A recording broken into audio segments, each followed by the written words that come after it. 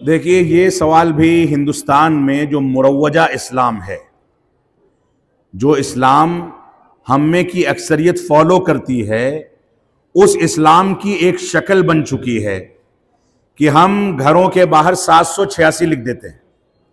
यह मस्जिदों में देखा जाता है, बल्कि अब तो जमाअत अहले हदीस की मस्जिदों में भी इस बात का मुशाहिदा करने को मिल जाएगा कि आगे जो बैनर या पोस्टर या ऐसे ही फ्रेम लगे होते हैं, उसमें एक जानिब अल्लाह और एक जानिब मोहम्मद लिखा होता है, या एक जानिब खाने काबा बना होता है और दूसरी जानिब उसी के मुकाबले में गुंबद खजरा बना होता है।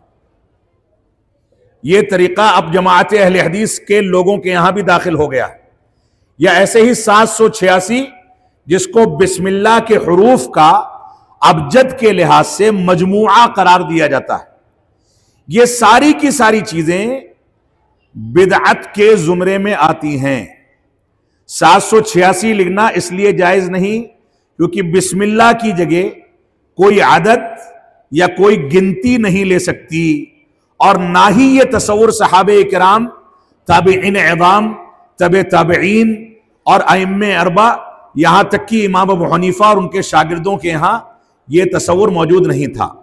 लिहाजा 786 लिखना ना असलाफ उम्मत से साबित है और ना ही जायज है। जो लोग लिखते हैं वो यही समझ करके लिखते हैं कि यह बिस्मिल्लाह है, यानी उसको सवाब की नीयत से लिखा जाता है, और सवाब की नीयत से कोई काम किया जाए और उसकी दलील मौजूद ना हो तो उसी को बिदअत कहा जाता है। ऐसे ही गुंबद खजरा और खाने काबा या अल्लाह और मोहम्मद को एक जगह पर एक फ्रेम में दो जानिब लिखना, यह भी दर हकीकत उस तसव्वुर का नतीजा है जिसके नतीजे में हम अल्लाह और उसके रसूल को एक मकाम देते हैं।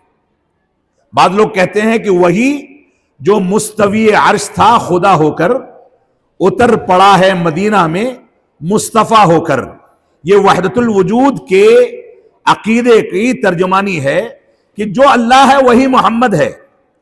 तो एक मकाम देने के लिए अल्लाह और मोहम्मद को एक जगह लिख दिया जाता है, या खाने काबा और गुंबद खजरा की तस्वीर बना दी जाती है। गुंबद खजरा तो खुद शरीयत इस्लामिया के तस्वुर के खिलाफ है। अल्लाह के नबी सल्लल्लाहु अलैहि वसल्लम ने किसी मकाम पर देखा कि एक घर के ऊपर गुंबद बनाया गया है, तो आपने फौरन हुक्म दिया कि उसको गिरा दिया जाए, क्योंकि वहां पर गालिबन कोई कब्र थी या कुछ इस तरह का तस्वुर था। आपने गिराने का हुक्म दिया। तो यह तस्वुर कब्रों के ऊपर तामीर का या कब्रों को पक्का करने का तस्वुर इस्लाम के अकायद के खिलाफ है। लिहाजा इस तरह की चीजों से हमको परहेज करना चाहिए, और ये जो रिवाज हमारे माशरे में है इससे मुसलमानों को तौबा करके रुजू करना चाहिए।